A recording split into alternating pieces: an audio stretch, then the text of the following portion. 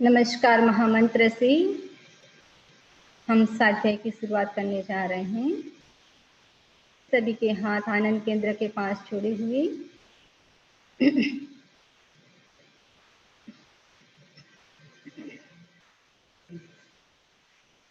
ओम ह्रीं नमो अरहन्ताणं।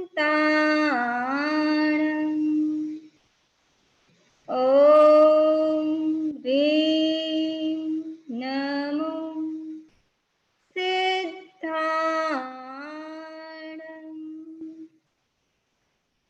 ओम ह्रीं नमो आयर्याणं।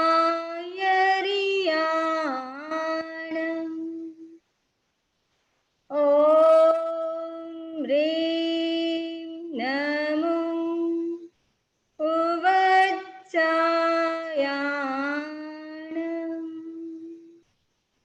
ओम ह्रीं नमो लोई सर्वसाहुणं।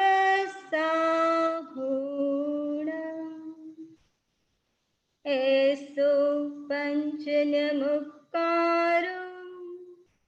सर्वपावपणासनो मङ्गलाणं च सर्वेसिं परमं हवै मङ्गलम्।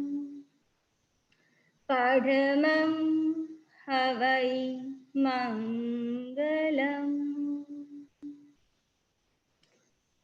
मङ्गलं भगवान् वीरो मङ्गलं गौतमो गणी। मङ्गलं स्तुलिभद्राढ्यं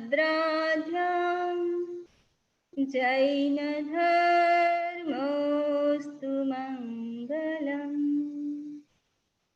जैनधर्मोऽस्तु मङ्गलम्। अनंत आस्था के केंद्र परम पूज्य गुरुदेव के चरणों में वंदन। उपस्थित धार्मिक बंधु और बहनों,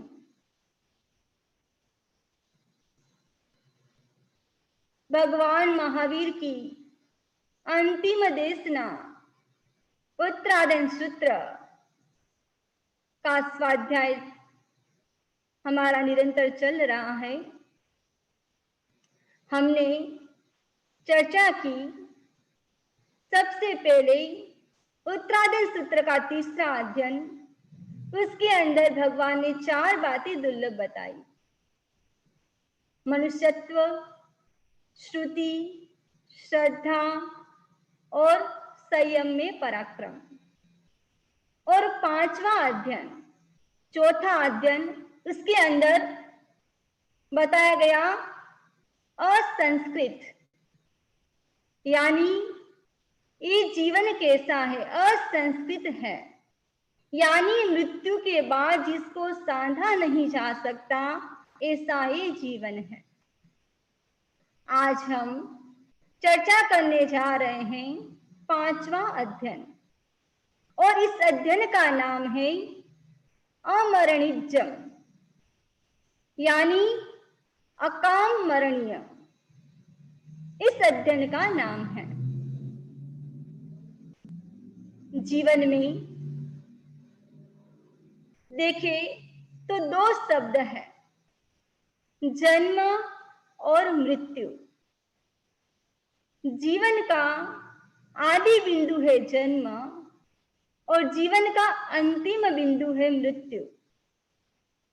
जीवन का संबंध आत्मा और शरीर दोनों के साथ है। जहां केवल आत्मा है वहां पर भी जीवन नहीं हो सकता, नहीं जहां केवल शरीर है वहां पर भी जीवन नहीं हो सकता। यानी आत्मा और शरीर दोनों की युति का नाम है जीवन। यानी जन्म और मृत्यु के बीच का जो टाइम पीरियड है उसको हम क्या कहते हैं? उसको कहते हैं जीवन। हम देखें संसार में कितने लोगों का जन्म होता है, हम सुनते हैं। व्यक्ति अपना जन्मोत्सव मनाता है, व्यक्ति अपना जन्मों का उत्सव मनाता है, लेकिन क्या मृत्यु का भी महोत्सव मनाया जा सकता है? क्या मृत्यु का महोत्सव मना सकते हैं? जैन दर्शन एक ऐसा दर्शन है जहां पर मृत्यु को भी महोत्सव बनाने की प्रेरणा दी गई है, यानी मृत्यु को भी महोत्सव बनाया जा सकता है। इस उत्तरायण सूत्र के अंदर 2 प्रकार की मौत बताई है, 2 प्रकार के मरण। एक है अकाम मरण और एक है सकाम मरण। सबसे पहले हम चर्चा करें अकाम मरण। अकाम मरण किसे प्राप्त होता है? अकाम मरण यानी जो अज्ञानी है, जो इंद्रियों के विषयों के प्रति आसक्त है, जो मांस मदिरा का सेवन करता है, जो पदार्थों के प्रति आसक्ति रखता है, उसको कौन सा मरण प्राप्त होता है? अकाम मरण। उसके लिए सकाम मरण पॉसिबल नहीं है। और दूसरा मरण है सकाम मरण। जिस व्यक्ति का अध्यवसाय शुभ होता है, जिस व्यक्ति का मन इंद्रियों के विषयों के प्रति आसक्त नहीं रहता है, जो व्यक्ति ध्यान करता है, तप करता है, जप करता है, अपने आत्मा के उत्थान के लिए जो क्रिया करता है, उस व्यक्ति का मरण सकाम मरण हो सकता है। अकाम मरण, अकाम मरण मीन्स यानी बाल मरण। एक सकाम मरण। सकाम मरण मरना तो सबको एक दिन है, लेकिन अंतिम समय में संलेखना संधारा पूर्वक मृत्यु को प्राप्त करना, ने उस समय भी हमारे भावधारा अच्छी रहे तो हमको सकाम मरण की प्राप्ति हो सकती है, वरना सकाम मरण प्राप्त होना भी मुश्किल लगता है। भगवती सूत्र के अंदर 2 प्रकार के मरण बताए हैं, बाल मरण और पंडित मरण। बाल मरण के 12 प्रकार बताए हैं और पंडित मरण के 2 प्रकार बताए हैं। समवायांग सूत्र के अंदर मरण के 17 प्रकार बताए हैं, ने कहीं पर अकाम मरण के 7 प्रकार बताए हैं। अकाम मरण यानी उदाहरण से हम समझे कि जो व्यक्ति पहाड़ के ऊपर से नीचे गिर जाता है, उसका मरण कैसा कहलाता है? अकाम मरण। यदि कोई मकान के ऊपर से नीचे गिर जाता है और मर जाता है, यदि कोई व्यक्ति वृक्ष के ऊपर से नीचे गिर जाता है, यदि कोई जहर पी के मर जाता है, यदि कोई सुसाइड कर लेता है, उसका मरण कैसा है? यानी जो अंतिम समय में उसकी जो परिणाम है, भावधारा है, उस समय उनके भावधारा कैसी है? या तो आत्र ध्यान से युक्त है या तो रौद्र ध्यान से युक्त है। उसका मरण सकाम मरण पॉसिबल नहीं हो सकता। यानी अकाम मरण वाला कहां पर जाता है? वो दुर्गति के अंदर चला जाता है। सकाम मरण वाला उसकी गति अच्छी भी हो सकती है, बुरी भी हो सकती है। यदि भावधारा शुभ है तो उनकी गति अच्छी हो सकती है। अकाम मरण यदि उदाहरण से समझे, यदि कोई पथिक यात्रा कर रहा है बैलगाड़ी से, दो रास्ते हैं, एक रास्ता एकदम क्लीन है, ने जो दूसरा रास्ता है उबड़ खाबड़ रास्ता है। जो क्लीन रास्ता है उससे वो नहीं जाता है, उबड़ खाबड़ रास्ते से वो यात्रा करता है।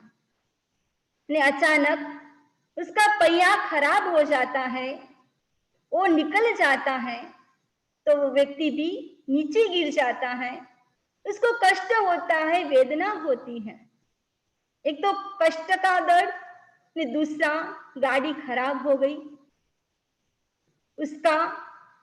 उसको क्या लगता है कि मेरी गाड़ी खराब हो गई है, उसका भी भार वहन करना पड़ता है। यानी अकाम मरण वाला वो दुर्गति में चला जाता है।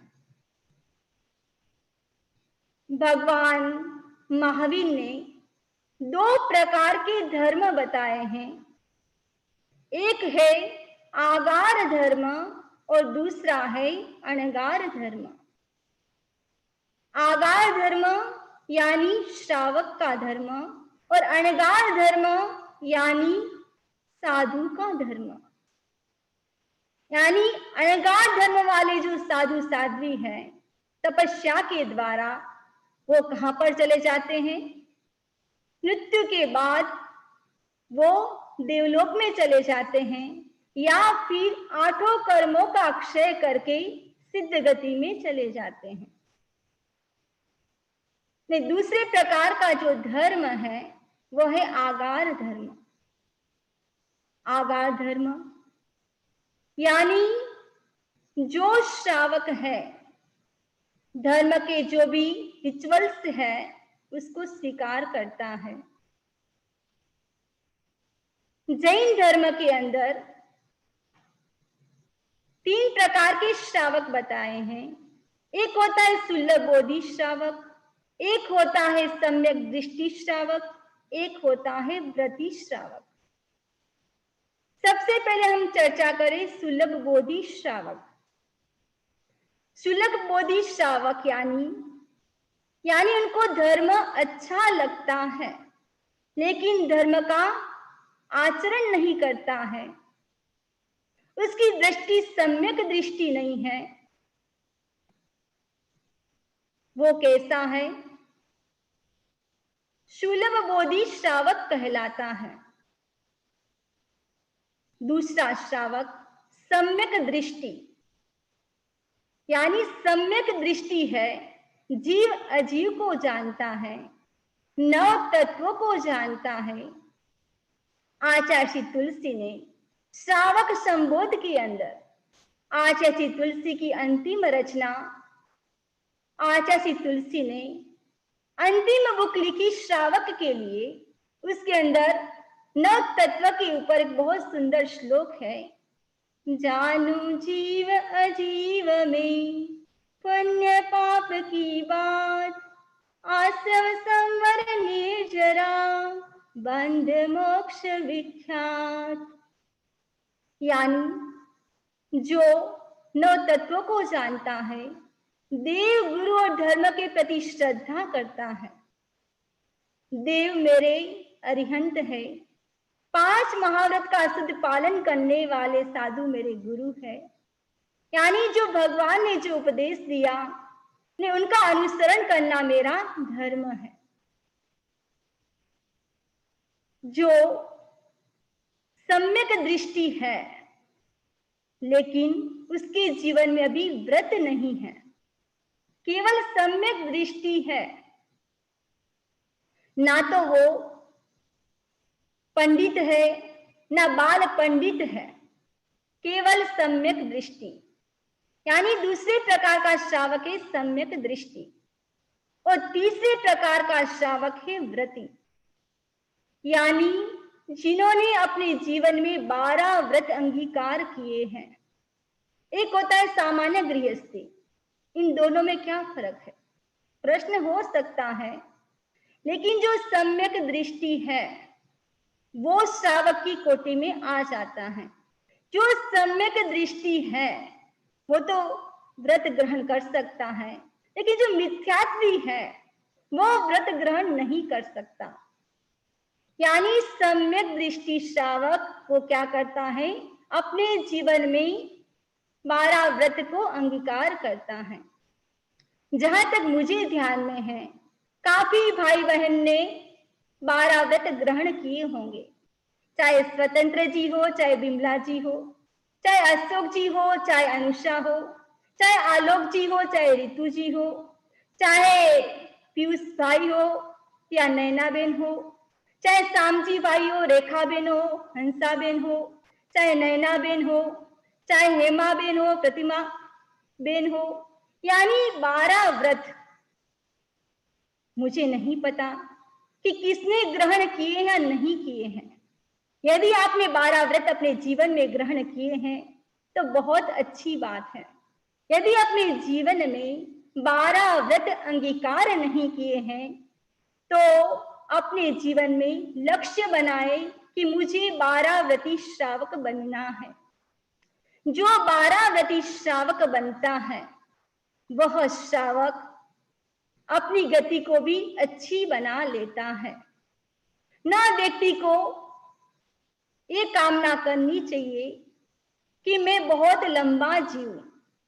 व्यक्ति को यह भी कामना नहीं करनी चाहिए कि मैं जल्दी मर जाऊं। यह भी व्यक्ति को कामना नहीं करनी चाहिए। यानी लोक में बाल का जितना अग्रभाग है उतना अग्रभाग यानी बाल का ऊपर का कितना भाग, ऐसा पूरे लोक में एक भी स्थान नहीं है जहां पर हमने जन्म मरण न किए हो। ऐसा कोई भी स्थान नहीं है। ना तो लंबा जीने की कामना, ना मरने की कामना करनी चाहिए। जब उत्तराधन सूत्र का मैं वाचन कर रही हूं, मुझे बहुत बड़ा आनंद आ रहा है। एक बार कीर्ति भाई ने मुझे कहा कि समणी जी, उत्तराधन सूत्र के बारे में तो बहुत सुना है, लेकिन उत्तराधन सूत्र के अंदर है क्या? माय फेवरेट आगम इज उत्तराधन सूत्र। एक बार मैंने बिमला जी से कहा कि मैं सोच रही हूं कि उत्तराधन सूत्र का स्वाध्याय शुरू करें। तब बिमला जी ने कहा, समणी जी आप सोचिए मत, आप शुरू कर दीजिए। यानी जो उत्तराधन सूत्र का जो 5वां अध्ययन, उस समवायंग सूत्र के अंदर 17 प्रकार के मरण बताए हैं। उसमें कुछ प्रकार के मरण की मैं चर्चा करना चाहूंगी। एक मरण है अविचीय मरण, यानी जो समुद्र और नदी में जैसे लहरें उठती हैं वैसे आयुष्य कर्म उदय में आता है और वैसे ही प्रति क्षण व्यक्ति की मृत्यु हो रही है। दूसरा मरण तद्भव मरण, यानी उसी भव में वापिस जन्म लेना, वो है तद्भव मरण।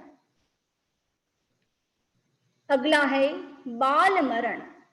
बाल मरण मीन्स बालक की मृत्यु का मरण नहीं है।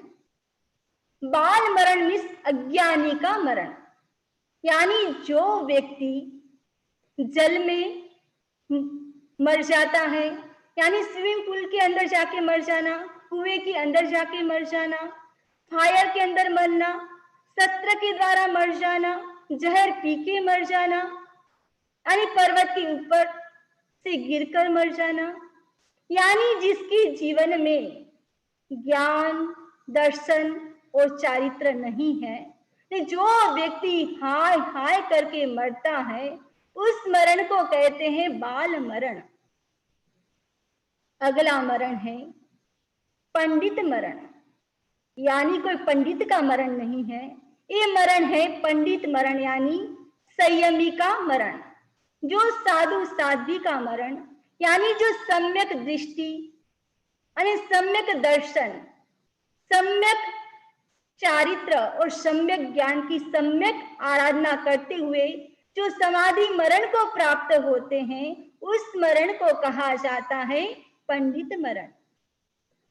और अगला मरण है बाल पंडित मरण। बाल पंडित मरण यानी श्रावक का मरण, जो अपने जीवन में 12 व्रत अंगीकार करता है और समाधि पूर्वक मृत्यु को प्राप्त कर लेता है। हर भाई बहन को श्रावक बनना जरूरी है। यदि कोई भाई बहन यदि एक भी प्रत्याख्यान जिंदगी भर के लिए कर लेता है तो वो भाई बहन किसमें आ जाता है? श्रावक की कोटि के अंदर आ जाता है। वो मरण कहलाता है। हमने बात की कि बाल पंडित मरण न व्रति है न अव्रति है। एक मरण होता है केवली मरण, यानी केवली का मरण। केवल ज्ञान के पश्चात मोक्ष की ओर अग्रसर हो रहे हैं और जो अपना शरीर है यहाँ पर छोड़ के चले जाते हैं, उसका मरण कहलाता है केवली मरण। अब उत्कृष्ट मरण है प्रायोपगमन मरण, इंगिनी मरण और भक्त प्रत्याख्यान मरण।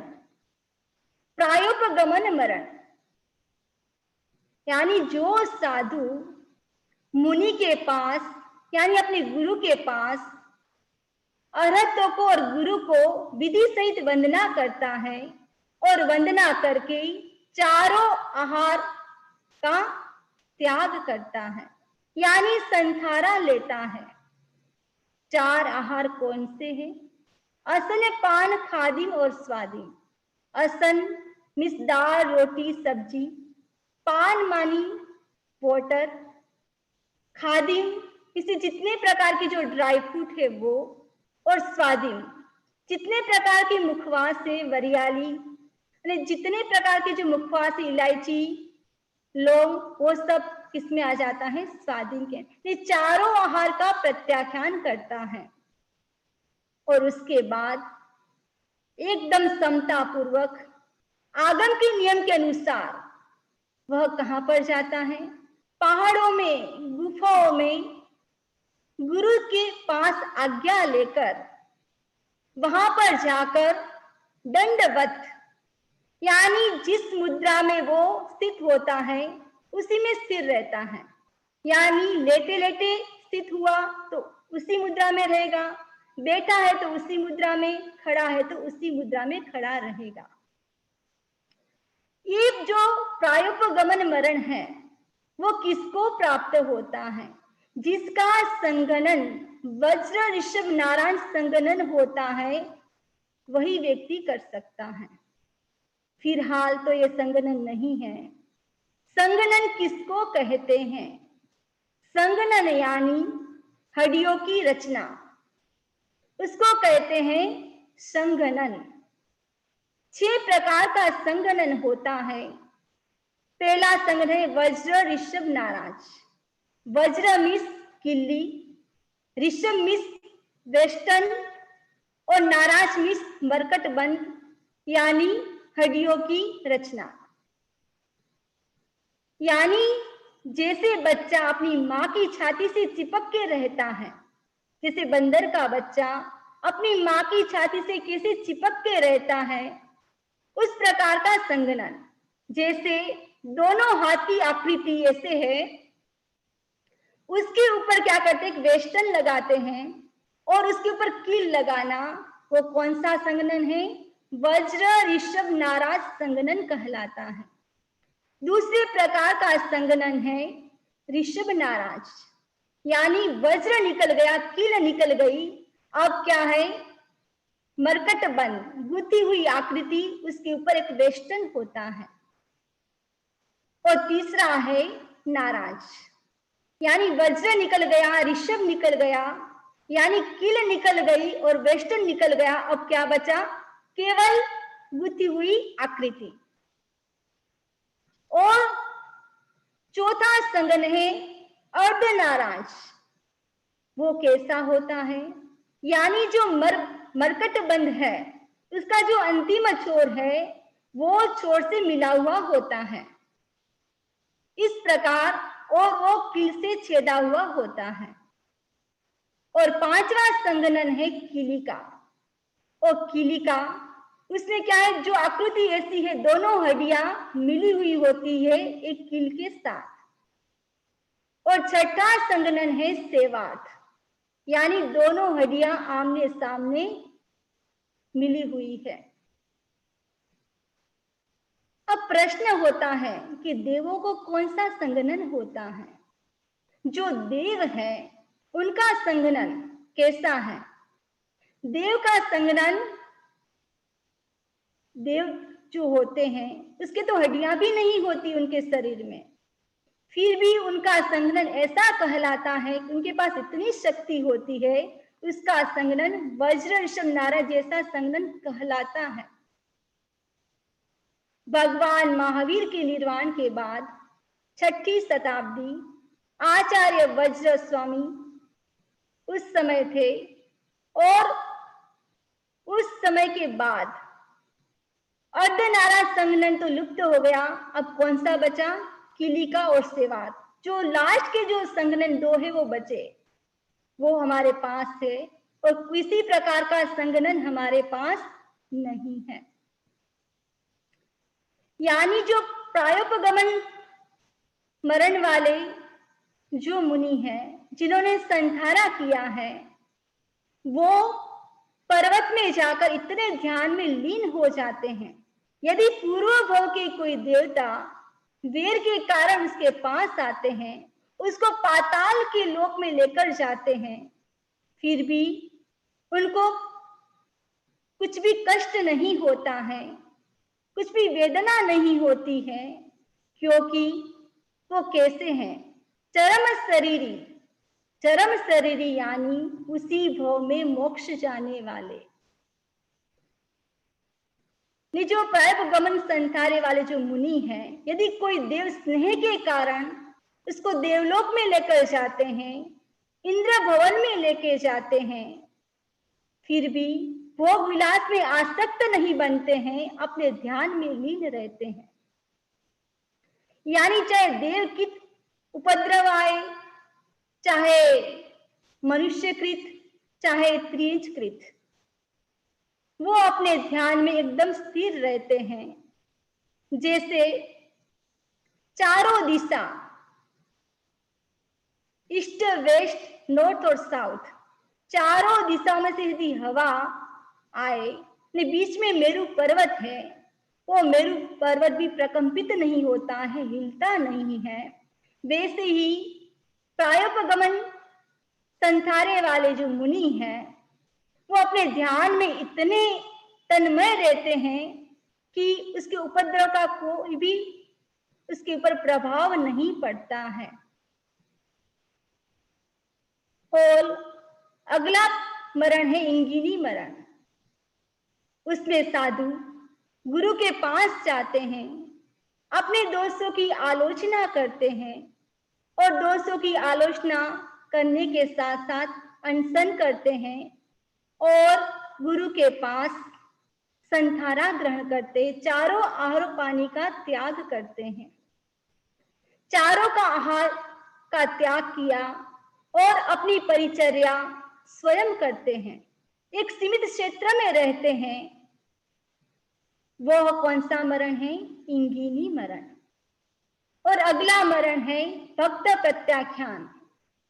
यानी वर्तमान में हम देखें, धर्म संघ में कोई मुनि है और गुरु के पास संधारा करता है, अपने दोषों की आलोचना करता है, और दोषों की आलोचना करने के साथ साथ वह क्या करता है? तेवियार और चौवियार का प्रत्याख्यान करता है, और वह नमस्कार महामंत्र का जप करते हैं, और खुद भी करते हैं और दूसरों से भी सुनते हैं।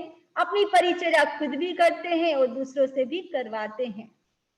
इस प्रकार सम्मायांग सूत्र के अंदर 17 प्रकार के मरण बताए गए हैं।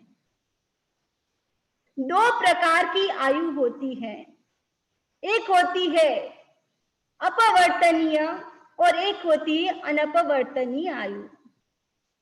अपवर्तनीय आयु कैसी होती है? वह आयु ऐसी है कि कोई कारण और निमित्त उपस्थित होने पर क्या होता है कि जितनी आयु है, जितना कालमान है, उसके बीच में ही आयु टूट जाती है। वो है अपवर्तनीय। एक है अनपवर्तनीय आयु, यानी जितनी आयु है, यानी कोई भी कारण आ जाए, कोई निमित्त उपस्थित हो जाए, यानी जो आयु जितनी है उतनी ही व्यक्ति आयु भोगता है। ये आयु किसके पास होती है? नरक के जीवों के पास, देवताओं के पास,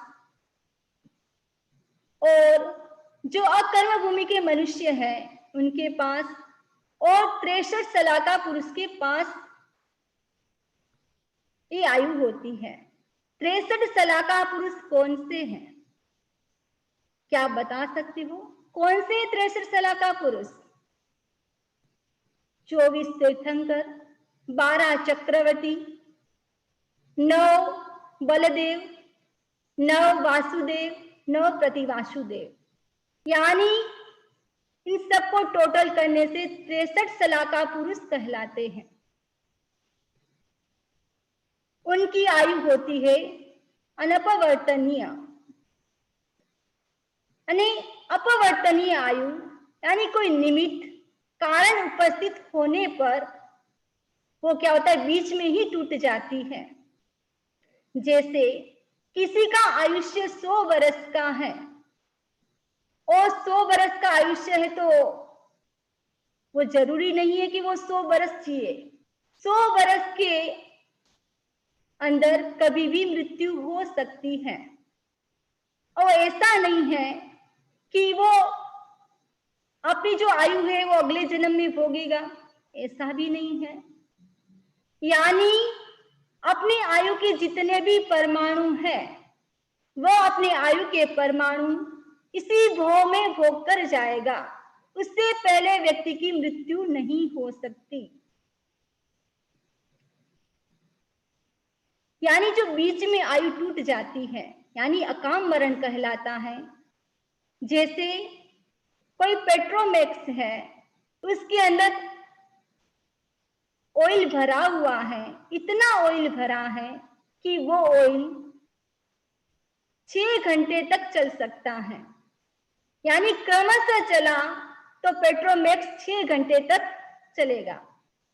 यदि बीच में लीक हो गया तो पूरा 6 घंटे नहीं चलेगा, या 4 घंटे चलेगा, 3 घंटे चलेगा।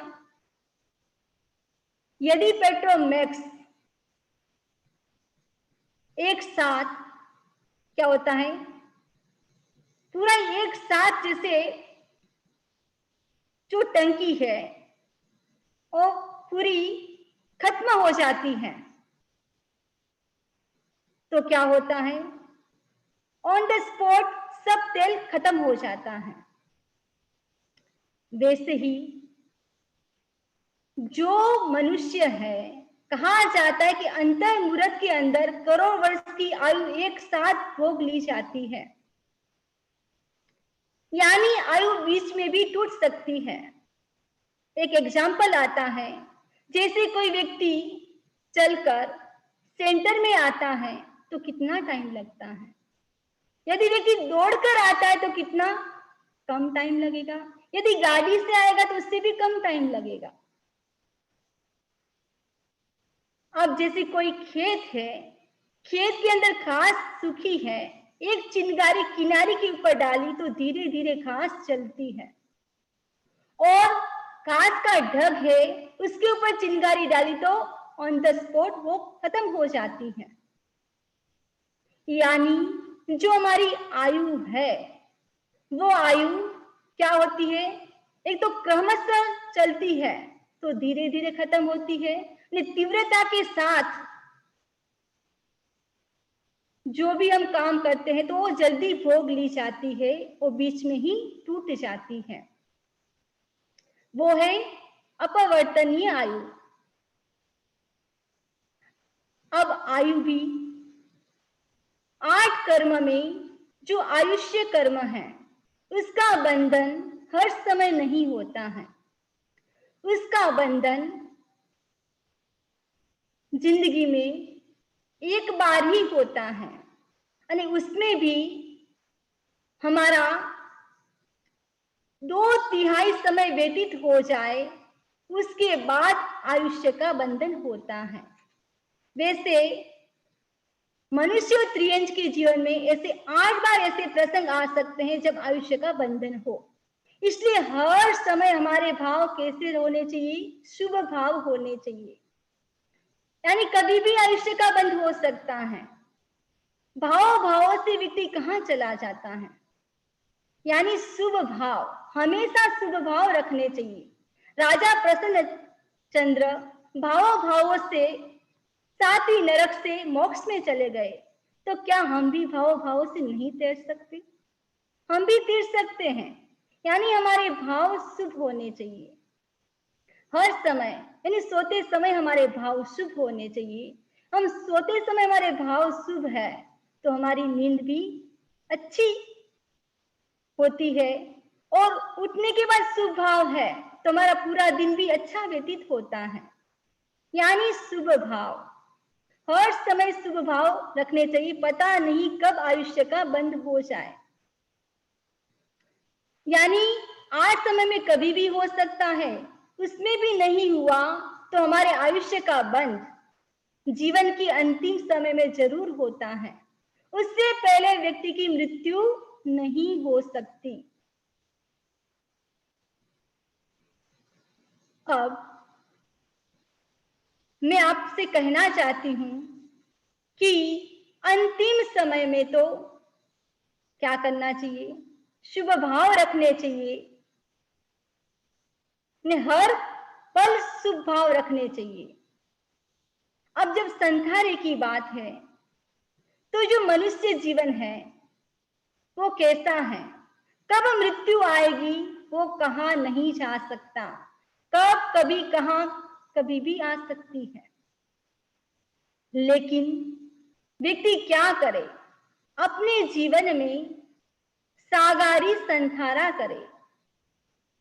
जो धार्मिक पुरुष है, बहनें हैं, उसको विशेष ध्यान रखना चाहिए कि मैं अपने जीवन में क्या करूं? सागारी संधारा।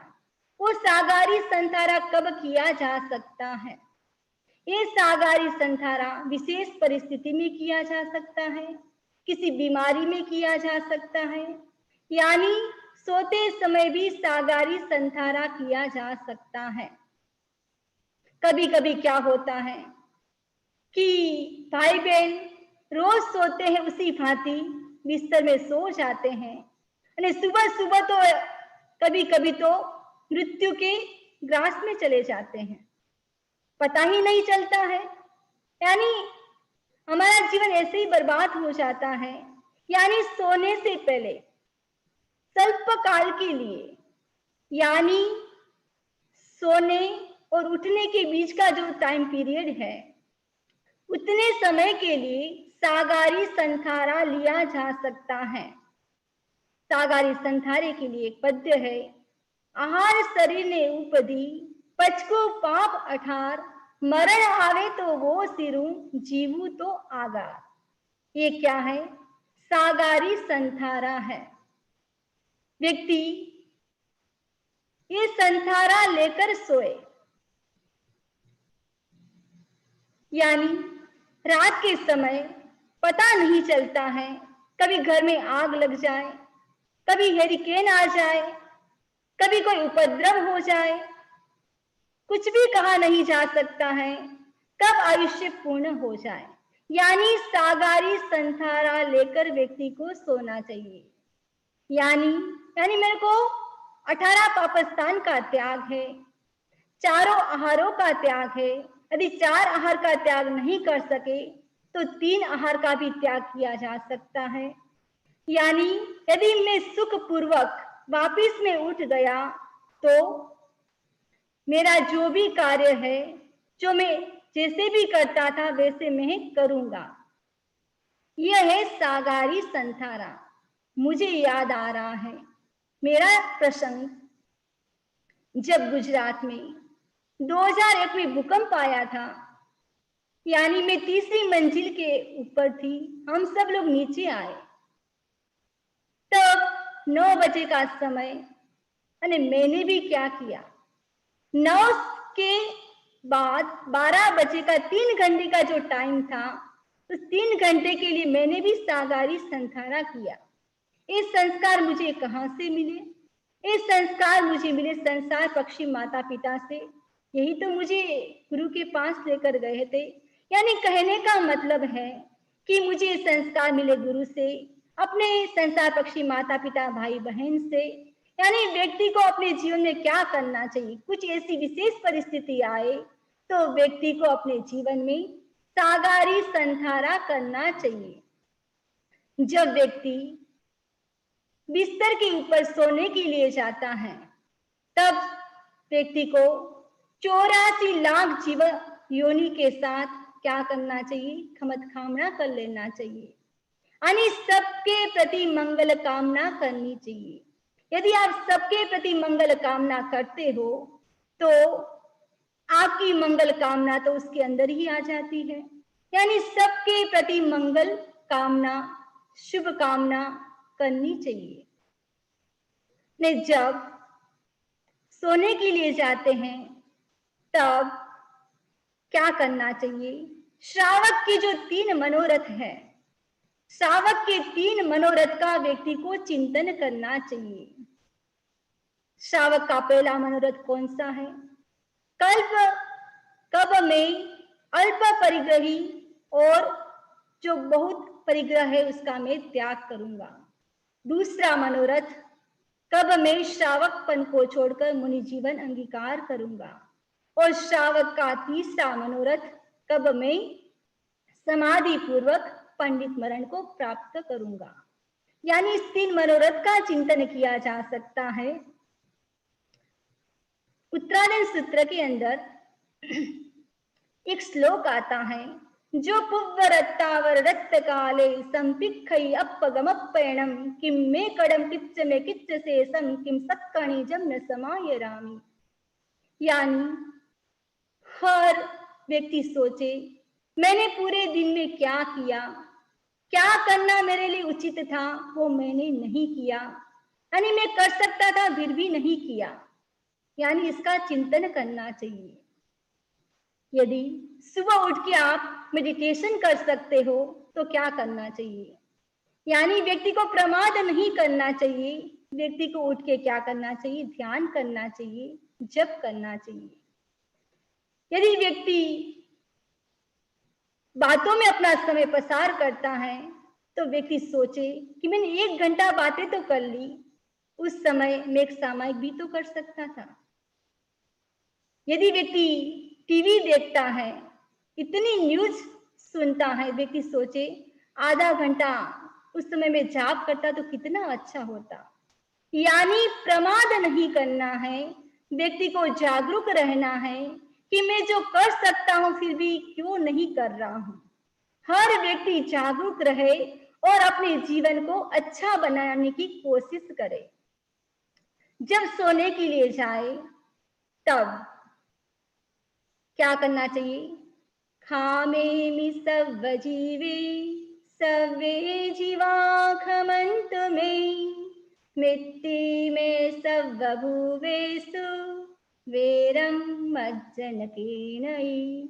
यानी चाहती हूँ मैं क्षमा, मुझको क्षमा दे वे सभी, मित्र सब है शत्रुता का भाव लाओ ना कभी, भाव लाओ ना कभी। यानी सबके प्रति मैत्री की कामना, सबके प्रति, सबके साथ मित्रता, किसी के साथ शत्रु का भाव नहीं, ये भावना भानी चाहिए। भगवान महावीर स्वामी ने क्या कहा, समयम गोयम मां पमाए। यानी गौतम क्षण भर भी प्रमाद मत करो।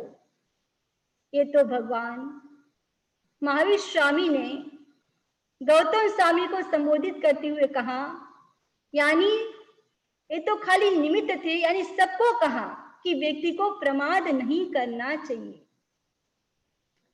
व्यक्ति जानता है कि मनुष्य जीवन कितना क्षणभंगुर है, यानी इस मनुष्य जीवन का कोई भरोसा नहीं है। जब धर्म की बात आती है तब व्यक्ति सोचता है आज नहीं कल कर लूंगा। कितनी विडंबना है। करने वाले तो बहुत करते हैं, लेकिन नहीं करने वाले तो ऐसे ही सोचते हैं कि आज नहीं कल कर लेंगे। कल पर कौन भरोसा कर सकता है? कल पर 3 व्यक्ति भरोसा कर सकते हैं। पहला वह व्यक्ति ये कहे कि मृत्यु के साथ मेरी दोस्ती है, यदि मृत्यु मेरे पास आएगी तो मैं उसको कहूंगा कि तुम मुझे नहीं किसी दूसरे को ले जाओ। वह व्यक्ति कल पर भरोसा कर सकता है। दूसरा वह व्यक्ति कल पर भरोसा कर सकता है कि मृत्यु मेरे पास आएगी, मैं इतना तेज दौड़ूंगा, इतना तेज दौड़ूंगा कि मृत्यु मुझे पकड़ ही नहीं सकती। वह व्यक्ति कल पर भरोसा कर सकता है। तीसरा वह व्यक्ति ये सोचे कि दुनिया में सब व्यक्ति मर सकते हैं लेकिन मैं नहीं मर सकता, यानी मैं अमर हूं। वह व्यक्ति कल पर भरोसा कर सकता है। यानी मृत्यु ने किसी के साथ आज तक ना दोस्ती की है, और मृत्यु जब आती है तो व्यक्ति कितना भी दौड़े उसको पकड़कर लेकर जाती है। नहीं, आज तक न कोई अमर हुआ है। यानी देवता का पर्यायवाची शब्द आता है अमर, यानी देवता भी वो भी मृत्यु को प्राप्त होते हैं। अमर कौन?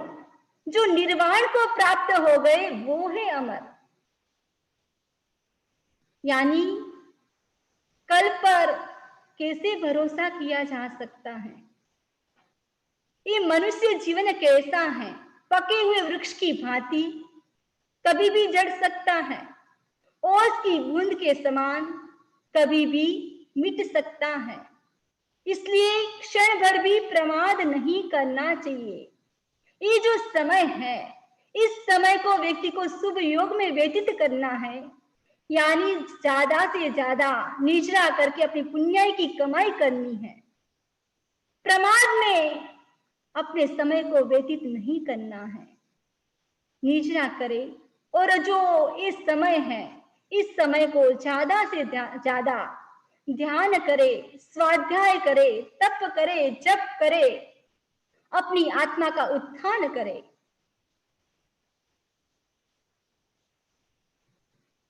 ये मरण की चर्चा कर रहे हैं, यानी अंतिम समय में व्यक्ति को शुभ भावना करनी चाहिए।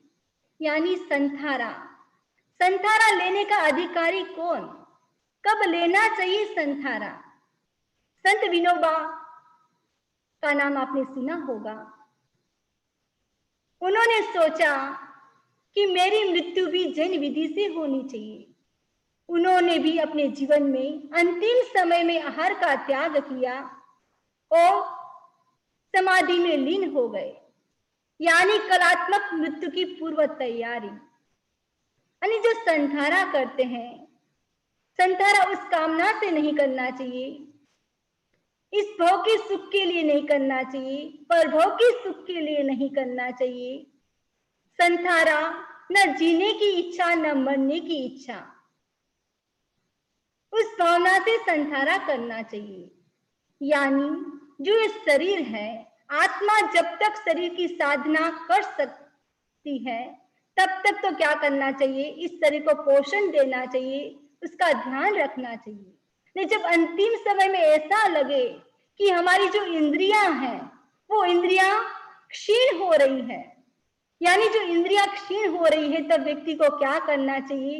व्यक्ति को चिंतन करना चाहिए। यदि चिकित्सा भी नहीं हो रही है तब व्यक्ति को सोच समझकर आत्मा को टंटोल कर उसके बाद संथारा ग्रहण करना चाहिए, तभी व्यक्ति अपने जीवन में संथारा ग्रहण करे। व्यक्ति ये जो मरण के प्रकार है, तो एक बात कि या तो सागारी संथारा ले और एक भावना भाई श्रावक के 3 मनोरथ में अंतिम मनोरथ मेरी जिंदगी में भी आए। मनुष्य ने पवित्र अभ्यर्थना की कि व्यक्ति को क्या चाहिए, आरोग्य, बोधि और समाधि। हर व्यक्ति चाहता है कि मुझे क्या मिले। व्यक्ति चाहता है कि आरोग्य मिले, हर व्यक्ति चाहता है मुझे बोधि मिले, यानी सम्यक ज्ञान मिले, सम्यक दर्शन मिले, सम्यक चारित्र मिले, हर व्यक्ति चाहता है। और समाधि, हर व्यक्ति चाहता है मेरे परिवार में शांति रहे, समाज में शांति रहे, राष्ट्र में शांति रहे, पूरे विश्व में शांति रहे। हर व्यक्ति समाधि की कामना करता है। प्रत्येक व्यक्ति की एक त्रिपदी है। हर व्यक्ति चाहता है कि स्वास्थ्य, बोधि और समाधि। जैसे हम देखें कि दुनिया में जो सारभूत तत्व है इसके अंदर समाया हुआ है। सम्मायन सूत्र के अंदर रोग की उत्पत्ति के 9 कारण बताए हैं। हम देखें आयुर्वेद के अंदर बताया गया है कि व्यक्ति के जीवन में वात, पित्त और कफ की मात्रा बढ़ जाती है तब व्यक्ति बीमार होता है। एलोपैथिक क्या कहता है कि जर्म्स, वायरस के कारण व्यक्ति बीमार होता है। और होम्योपैथिक क्या कहता है, यानी जो प्राण शक्ति, जो हमारा इम्यून सिस्टम स्ट्रांग नहीं है तब व्यक्ति बीमार पड़ता है। बहुत सारी चिकित्सा पद्धति है और सबके अलग अलग व्यू हैं, लेकिन ठाणम सूत्र के अंदर हम देखें तो रोग के 9 कारण माने गए हैं, वो उसका सीधा संबंध बीमारी के साथ नहीं है।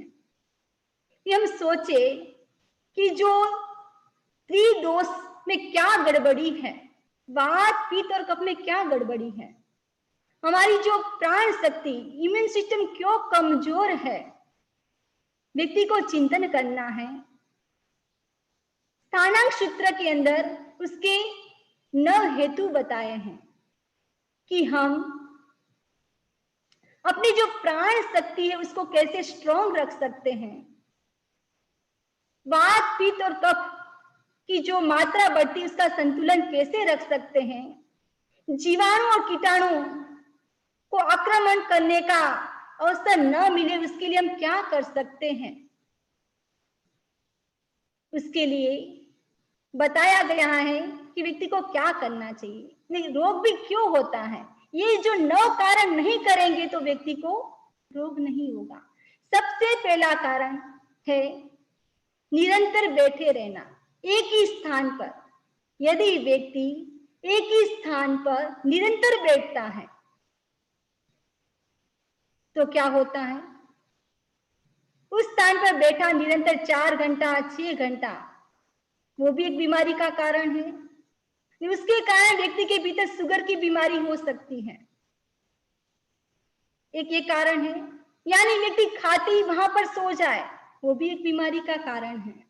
खाते ही व्यक्ति को सोना नहीं है, व्यक्ति क्या करे, अभी बाहर नहीं जाना है तो थोड़ा घर पर वॉक कर लीजिए, आसन कीजिए, प्राणायाम कीजिए, शरीर को स्वस्थ रखने के लिए। रोग का दूसरा कारण है कि अहितकर भोजन करना, यानी भोजन कैसा करना, जो रुचिकर हो वैसा करना, वरना व्यक्ति बीमार हो सकता है। विरोधी भोजन करना, जैसे करेला खाया उसके ऊपर दूध पी लेना, खरबूजा ककड़ी खाई उसके ऊपर दूध पी लेना, ये भी एक बीमारी का कारण है। बीमारी का तीसरा कारण है कि व्यक्ति ज्यादा मात्रा में नींद लेता है, वो भी एक बीमारी का कारण है। आयुर्वेद में बताया गया कि व्यक्ति को दिन में नहीं सोना चाहिए। आगम में भी बताया गया है थोड़ी देर के लिए विश्राम तो किया जा सकता है, लेकिन ऐसा नहीं 3-3 घंटे दिन में सो गए। यानी ज्यादा सोना भी बीमारी का कारण है। और अति जागना, व्यक्ति ज्यादा जागता है, यानी व्यक्ति 11, 12, 1 बजे तक जागता है और सुबह भी जल्दी उठ जाता है, तो नींद की पूर्ति नहीं होती है, उसके कारण भी व्यक्ति बीमार पड़ सकता है। यदि व्यक्ति 2-3 दिन तक सोए नहीं तो भी व्यक्ति बीमार हो जाए, एक कारण ये भी है। बीमारी का नेक्स्ट कारण है कि जो मल मूत्र है उसको रोकना। बहुत ध्यान रखने की बात है। जो बच्चे होते हैं, पशु पक्षी होते हैं और वो मल मूत्र को नहीं रोकते हैं। एक मनुष्य समझदार है, यदि मल मूत्र को रोक लिया, वो भी एक बीमारी का कारण है। उसके कारण क्या होता है, जो विजातीय तत्व इकट्ठे हो जाते हैं और एसिड बढ़ जाता है, उसके कारण भी व्यक्ति बीमार हो सकता है। एक है गमन, यानी घूमना। अभी तो घूमना नहीं है, यानी जो कोशिका है, जो हमारी जो कोशिका है, उस कोशिका को क्या चाहिए, ऊर्जा चाहिए। और ऊर्जा के लिए व्यक्ति को क्या करना पड़ता है, श्रम करना पड़ता है। उस श्रम के लिए व्यक्ति क्या करे, आसन करे, प्राणायाम करे, उससे व्यक्ति स्वस्थ रह सकता है। और अगला कारण है प्रतिकूल भोजन नहीं करना चाहिए, अनुकूल भोजन करना चाहिए। जो रुचिकर हो वैसा भोजन करे। और अब नेक्स्ट कारण बताया है कि जो अध्यवसाय है उसके ऊपर नियंत्रण होना चाहिए, यानी भय की मात्रा नहीं बढ़नी चाहिए। भय से व्यक्ति बीमार हो जाता है। ज्यादा गुस्सा के कारण व्यक्ति बीमार हो सकता है, यदि ज्यादा लोभ के कारण व्यक्ति बीमार हो सकता है, ज्यादा काम वासना के कारण व्यक्ति बीमार हो सकता है। इसलिए व्यक्ति को ये जो कारण बताए हैं उस कारण से व्यक्ति को बचना चाहिए। अब व्यक्ति को अकारण अकाम मरण ना हो, उसके लिए व्यक्ति को क्या करना चाहिए? उसके लिए व्यक्ति को सबसे पहली बात है कि व्यक्ति को अति मात्रा में भोजन नहीं करना चाहिए।